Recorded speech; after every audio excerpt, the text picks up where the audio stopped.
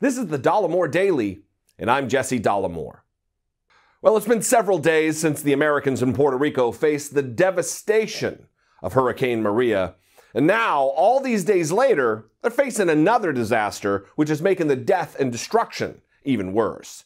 This other disaster is Donald Trump.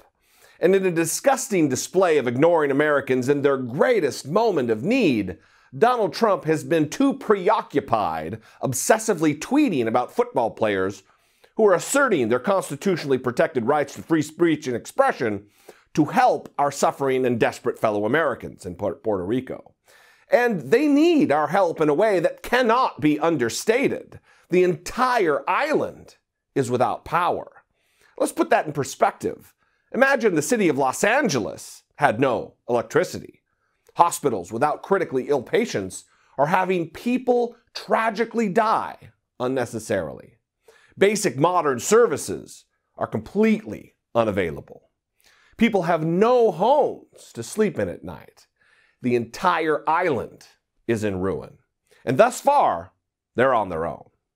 He tweeted the other day, giving us a little insight into his stark lack of empathy or concern for the Americans in Puerto Rico. He tweeted not about helping them or easing their misery, but to remind them of their massive debt. He tweeted, quote, "Much of the island was destroyed, with billions of dollars owed to Wall Street and the banks, which sadly must be dealt with," unquote.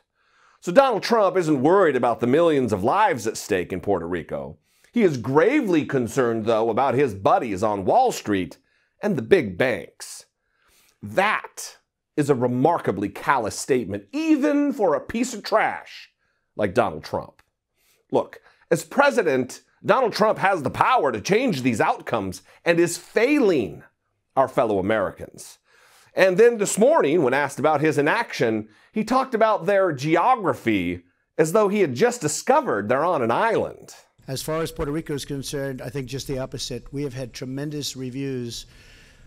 And this isn't like Florida, where we can go right up the spine, or like Texas, where we go right down the middle and we distribute. This is, a thing called the Atlantic Ocean. This is tough stuff. Tremendous reviews? Trump talks as though his administration is a restaurant on Yelp.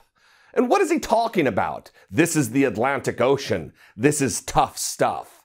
Did he forget that there are these newfangled things called planes and boats?